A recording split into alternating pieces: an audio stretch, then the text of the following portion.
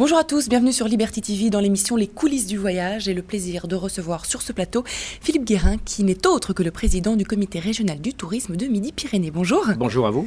Merci beaucoup d'être avec nous aujourd'hui. Alors on va commencer peut-être par rappeler tout simplement où vous vous situez, les départements que comprend Midi-Pyrénées. Alors d'abord, Midi-Pyrénées, c'est la plus grande région de France. Rien que ça. J'ose pas dire plus grand que la Belgique, mais si, on peut le dire.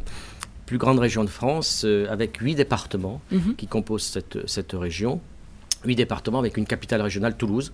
Toulouse qui est connue au-delà de la Violette et des festivals, Nougaro et autres, par également l'industrie aéronautique, Airbus, l'industrie spatiale, mais également un fort patrimoine qui permet justement d'attirer des touristes.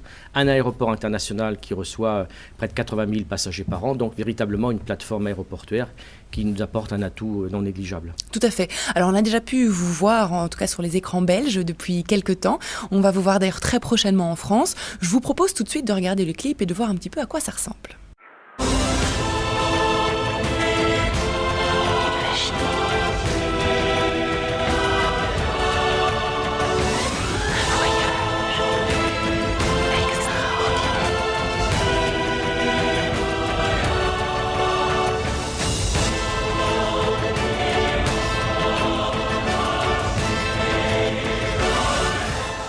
Voilà, donc ça donne véritablement envie d'y aller. Alors vous parlez de grands sites, mais qu'est-ce que c'est concrètement un grand site ? Alors, les grands sites, c'est une volonté du Conseil régional d'identifier en région Midi-Pyrénées 25 grands sites, c'est-à-dire 25 sites qui, par leurs caractéristiques, leur aspect patrimonial, l'incidence culturelle qu'ils apportent, peuvent être des points d'attractivité. Et autour de ces grands sites, l'enjeu, c'est effectivement de relier ce territoire, de le mailler en utilisant ces points d'action, ces points d'entrée.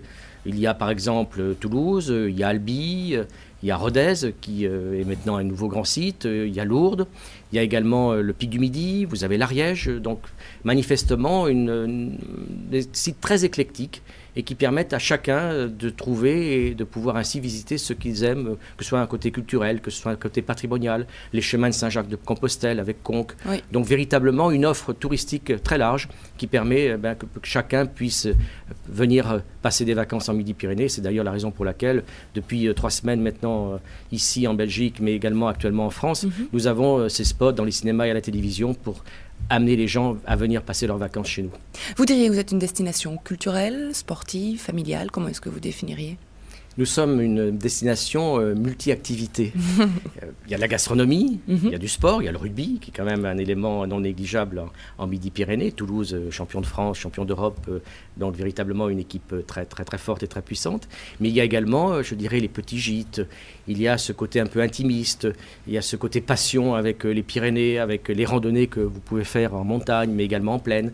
Il y a également la découverte de l'Armagnac, du foie gras, la découverte également des canaux avec la Baïse et la Garonne qui sont navigables, également le Lot, qui permettent ainsi de faire au fil de l'eau des découvertes fantastiques. Puis il y a aussi le vin avec les vins du sud-ouest, avec le Malbec, c'est-à-dire le Cahors, qui sont aussi des éléments importants dans notre promotion. C'est vrai que la gastronomie, vous pouvez en être fier. Vous avez d'ailleurs des chefs étoilés. Absolument, il y a 25 grands sites et 26 grands chefs étoilés. C'était effectivement une concordance importante. Un grand chef 3 étoiles, Michel Bras à l'Aïole, qui fait partie de ce niveau et ce milieu très fermé des 3 étoiles, mais également beaucoup de 2 étoiles. D'ailleurs, nous avons eu il y a quelque temps ici à Bruxelles une manifestation avec deux étoiles célèbres de la région et de la région toulousaine, mais également surtout des petites auberges, les bistrots de pays qui permettent autour de manifestations communales de boire un verre entre amis. Alors justement, est-ce qu'il y a des manifestations, des rendez-vous qu'on peut donner à un téléspectateur pour venir découvrir la région, mais aussi peut-être entrer en contact avec la population ? Bien sûr. Il y en a beaucoup, on ne va pas les citer tous ici, on va prendre les principaux. Marciac, le festival de jazz qui se tient début août. Vous avez également Piano Jacobin qui se passe à Toulouse début septembre. Vous avez également le festival de Toulouse des orgues avec les festivals d'orgues. Vous avez des grosses manifestations comme la CISCA, qui est le salon de la promotion et de la qualité alimentaire, qui avait été fait par le Conseil régional à l'issue des difficultés liées à la traçabilité des aliments et en particulier le problème de la vache folle. Mais vous avez ce salon qui attire énormément de monde et qui montre surtout une région qui est véritablement tournée vers son territoire, vers son terroir et avec des produits de qualité labellisés qui permettent justement d'être sûr de ce que l'on mange et surtout de bien manger, et ce qui est une chose assez intéressante. Tout à fait. Alors vous avez le soleil.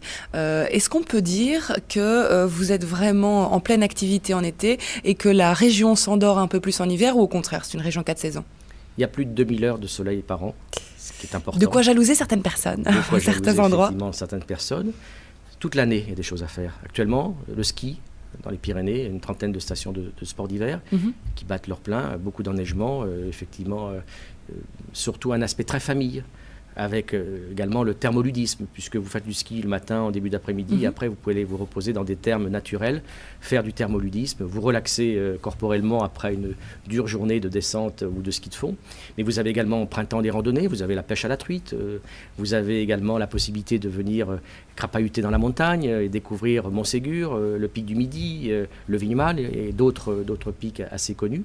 Mais vous avez aussi la possibilité, en automne, de flâner dans les canaux et rivières de Midi-Pyrénées, et puis d'attendre avec impatience l'hiver pour rechausser les skis.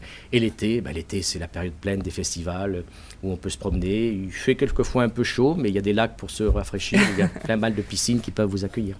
Finalement, il manque pas grand-chose, presque rien. Comment est-ce qu'on fait pour visiter cette région? Est-ce que vous conseillez de partir en voiture et d'aller comme ça dans tous les petits endroits, ou on prend une semaine et on s'arrange sur place? Quelle est la meilleure façon Tout est possible. Tout est possible. On peut aller sur le site du CRT Midi-Pyrénées, www.tourisme.midi-pyrénées.com. Voilà. Voilà, j'y arrive. De toute façon, il s'affiche en ce moment en bas de l'écran. Vous pouvez le voir, il faut le mémoriser. Vous avez des liaisons aériennes directes de Charleroi jusqu'à Rodez, de Bruxelles jusqu'à Toulouse. Vous avez un aéroport international également à Tarbes. Vous avez également un aéroport international à Brive-Souillac qui se trouve dans le nord de la région avec les possibilités de liaison aérienne. Et puis vous avez la voiture, descente très facile en passant par un des grands sites de Midi-Pyrénées, c'est le viaduc de Millau, qui est une superbe réalisation architecturale qui passe au-dessus de ce qu'on appelle les canyons de Millau. Faut pas avoir le vertige. Non, mais ça va, ça se passe bien.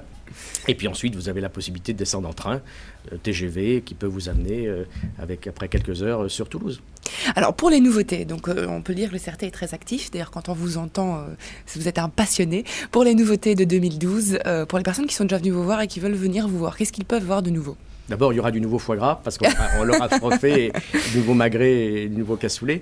Mais surtout, et plus sérieusement, il y a le musée des Hussards à Tarbes, qui va s'ouvrir, qui est ouvert depuis le mois d'avril. Vous avez le musée Soulage qui va s'ouvrir en 2013 à Rodez, grand peintre.